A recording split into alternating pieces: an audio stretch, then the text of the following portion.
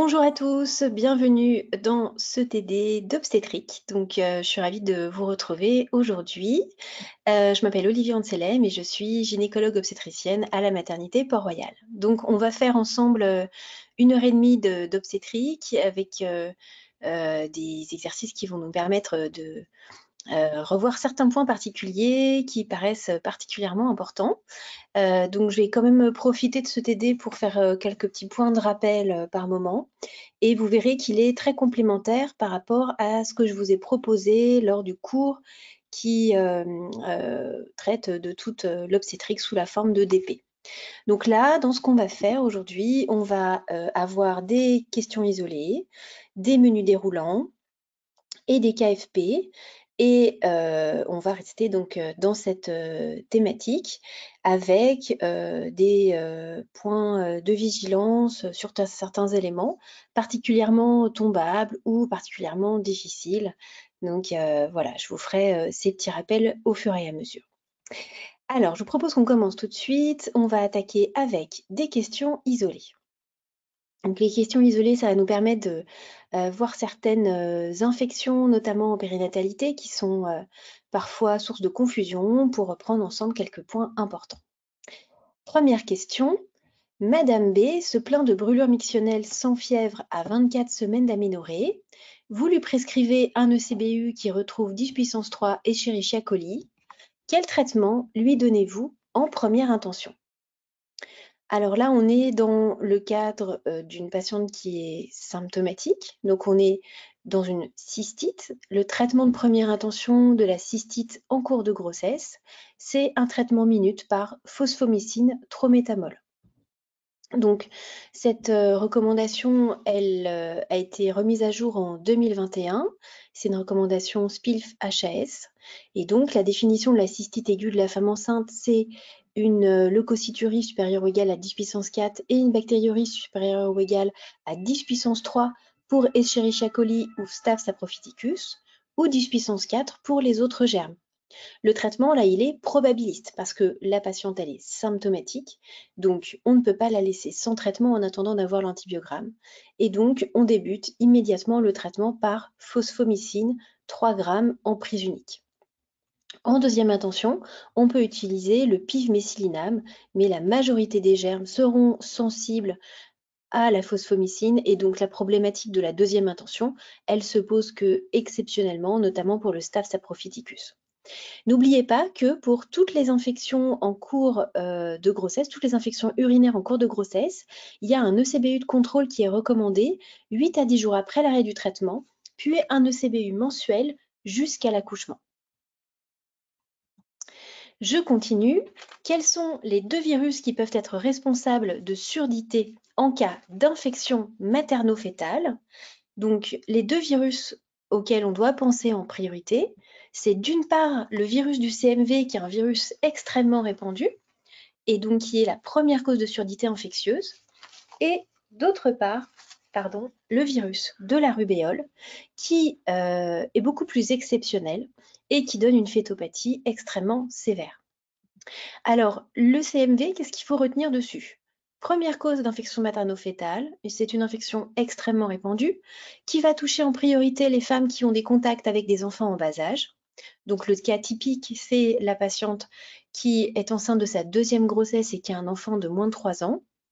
Mais bien sûr, les personnes exposées, c'est aussi les pédiatres, les puéricultrices, toutes ces professions. Le tableau qu'on peut observer chez le fœtus en cas d'infection fœtale, c'est le retard de croissance, les malformations notamment cérébrales, et dans les formes les plus sévères, il peut y avoir une mort fœtale in utero. Il y a des formes beaucoup moins sévères, c'est la majorité des cas, qui vont donner uniquement des troubles auditifs et vestibulaires. Donc 90% des enfants qui sont infectés par le CMV en cours de grossesse ont des atteintes auditives ou vestibulaires parmi ceux qui ont des symptômes, et seuls 10% ont les formes graves. Et puis il y a énormément d'enfants qui sont totalement asymptomatiques. Alors, ce qui est important, c'est que le CMV, c'est une infection qui n'est pas immunisante, c'est-à-dire que quelqu'un qui a déjà eu le CMV peut avoir à nouveau une réinfection ou une réactivation. C'est pour ça que les précautions qu'on donne pour la prévention de l'infection maternelle à CMV. Elles sont valables pour toutes les femmes, y compris celles qui ont déjà eu une fois une sérologie positive pour le CMV, puisqu'elles peuvent se réinfecter. Les recommandations, c'est le lavage des mains, éviter de partager ses couverts, ses verres, etc. avec d'autres personnes, sachant que c'est un virus qui va se retrouver dans toutes les sécrétions, la salive, le nez qui coule, les larmes, les urines, le sperme, etc. Voilà ce qu'il faut retenir pour le CMV. Rubéole, c'est une infection beaucoup plus rare. Il existe des risques de rubéole congénitale en cas d'infection maternelle avant 18 semaines d'aménorrhée. L'atteinte du fœtus va donner un tableau polymalformatif extrêmement sévère avec des malformations cardiaques, une surdité, des anomalies oculaires, tout un tas de malformations qui en font un pronostic extrêmement péjoratif. Donc une patiente qui ferait une rubéole avant 18 semaines d'aménorrhée, la probabilité d'atteinte fœtale, elle est très importante. C'est totalement différent de ce qu'on peut voir sur le CMV. Ce qui est intéressant, c'est que les femmes qui ont bien eu une vaccination complète contre la rougeole, les oreillons, la rubéole, et donc qui a bien reçu les 2 doses, on peut considérer qu'elle est immunisée. Il y a un certain nombre de femmes qui gardent des sérologies qui sont rendues négatives alors qu'elles ont bien eu 2 doses d'Aurore, uniquement parce que les seuils des IgG dans les laboratoires sont assez variables et que certaines femmes passent en dessous des radars alors qu'elles ont bien une immunité. Donc on est assez sûr de notre coup, ce qui fait que si une patiente a déjà été vaccinée contre l'Aurore avec bien 2 doses dans le passé, on n'a même pas besoin de faire de sérologie rubéole en début de grossesse, ni en préconceptionnel, puisqu'on sait qu'elle est immunisée. Il n'y a pas de doute possible, donc on est rassuré. Une patiente qui n'est pas immunisée contre la rubéole, on va surveiller sa sérologie rubéole jusqu'à 18 semaines d'aménorrhée et on se rappellera de vacciner cette patiente dans le postpartum. C'est un vaccin vivant, donc il est contre-indiqué pendant la grossesse, mais il faudra la vacciner dans le postpartum pour lui permettre d'être protégée pour ses futures grossesses. Alors, je continue. On a Madame H qui consulte en urgence pour une fièvre à 39 avec des myalgies à 19 semaines d'aménorrhée. La PCR nasopharyngée que vous avez réalisée indique qu'il s'agit d'une grippe. Elle n'a pas de détresse respiratoire. Quel traitement instaurez-vous? La grippe en cours de grossesse, c'est une indication à faire un traitement antiviral. Donc le traitement, c'est oseltamivir qui doit être introduit le plus tôt possible. Dans le cas d'une grippe en cours de grossesse, on sait que les atteintes maternelles peuvent être plus sévères. C'est pour ça qu'il y a une indication de traitement. Alors, la prévention de la grippe en cours de grossesse, ça passe par la vaccination qui est recommandée depuis 2012 pour toutes les femmes, quel que soit le trimestre de la grossesse. Donc, toutes les femmes enceintes, au moment de la campagne de vaccination contre la grippe à l'automne, doivent recevoir une vaccination, même si elles sont au premier trimestre de la grossesse. Les femmes qui auraient un comptage grippal, pas du tout varicelleux, un comptage grippal en cours de grossesse, elles doivent recevoir une prévention par oseltamivir, un comprimé par jour pendant 10 jours. Le traitement lorsque la femme a la grippe, il faut l'introduire le plus tôt possible pour qu'il soit efficace. Si la tolérance maternelle est bonne et qu'il n'y a pas de menace d'accouchement prématuré associée, la patiente peut être traitée en ambulatoire. Mais si vous avez une MAP associée ou une détresse respiratoire, bien sûr, on aura besoin d'hospitaliser la patiente. Alors, on reste dans le thème des infections. Dans l'infection intra-utérine, quels sont les 2 germes le plus fréquemment en cause? Les 2 germes que vous devez retenir, c'est le streptocoque B, bien sûr, puisque vous savez qu'il y a une prévention qui est faite vis-à-vis du strepto B, et l'Escherichia coli, qui maintenant est de plus en plus fréquent. Alors, l'infection intra-utérine, c'est ce qu'on appelait avant la chorioamniotite, mais le terme utilisé lors des dernières recommandations de 2018, c'est bien celui d'infection intra-utérine qui est un petit peu plus précis. Le diagnostic il repose sur l'association d'une fièvre supérieure à 38, associée à 2 signes, parmi la tachycardie fœtale supérieure à 160 bpm, des contractions utérines ou des douleurs abdominales ou une mise en travail, et un liquide amniotique purulent. Donc, il faut la fièvre plus 2 signes parmi les 3 que je vous ai cités. La prise en charge, elle repose par le déclenchement ou la césarienne et un traitement par antibiotique. Donc l'infection intra-utérine, c'est un peu comme quand vous avez un abcès qui est collecté. Il va falloir proposer un déclenchement de la même façon qu'on proposerait de drainer l'abcès. Donc le temps indispensable de cette prise en charge, c'est vraiment de faire accoucher la patiente.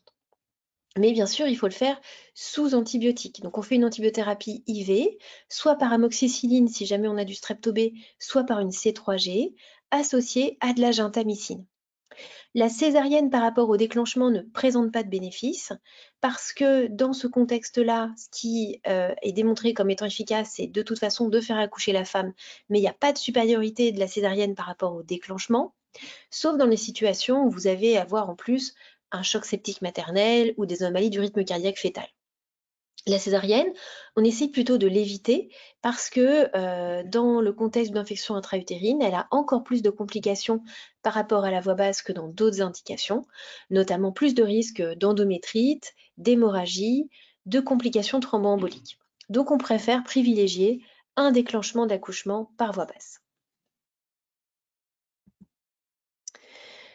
Vous voyez Madame B en consultation postnatale à 4 semaines de son accouchement. Elle pleure, se sent incapable de s'occuper de son enfant et vous rapporte des troubles du sommeil. Quel diagnostic suspectez-vous? Alors là, on est dans le cas de la dépression du postpartum.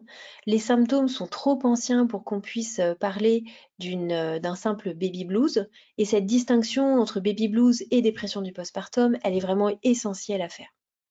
Je vous remets donc les recos. Donc, globalement, une dépression du postpartum, c'est une dépression qui survient dans les 6 semaines suivant l'accouchement. Et c'est un point sur lequel on a mis beaucoup d'attention parce qu'on sait que depuis la dernière enquête épidémiologique qui reprend tous les cas de décès maternels durant la grossesse ou durant la première année suivant l'accouchement, le suicide est devenu la première cause de décès. Donc, il y a énormément de choses maintenant qui se mettent en place pour améliorer le dépistage et la prise en charge de la dépression du postpartum. Donc, il faut que ce sujet soit bien connu et il faut connaître les critères diagnostiques. Et surtout, il faut essayer de voir qu'est-ce qui va permettre de dire qu'on est plutôt sur un blues du postpartum ou plutôt sur la dépression postnatale. Donc là, ce que je vous ai mis, c'est les recommandations de 2015 sur la prise en charge des troubles psy du postpartum. Le blues du postpartum, sa prévalence, elle est de 50 à 80% des femmes. C'est énorme. C'est des troubles qui vont survenir dans les jours qui suivent immédiatement la naissance. Il va y avoir une labilité de l'humeur, une hypersensibilité, une irritabilité, et c'est quelque chose qui est spontanément résolutif et sans gravité. Alors, si vous avez d'emblée des signes qui sont très sévères